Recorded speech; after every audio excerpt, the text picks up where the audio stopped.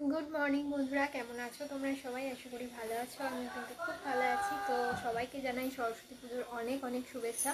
তো তোমাদের ওখানে আজকে কোথায় কোথায় হচ্ছে সরস্বতী পুজো অবশ্যই কমেন্টস করে জানিও। আমাদের এখানে কিছু কিছু জায়গায় আজকে হবে, কিছু কিছু কালকে হবে।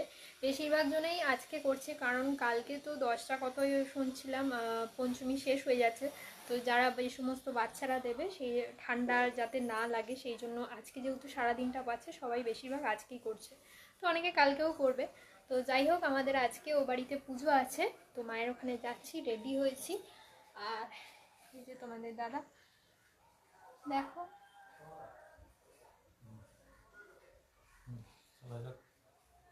তো চলো ও বাড়িতে যাই। আর ওয়েদার পুরো সকাল থেকে আজকেও সেম মেঘলা।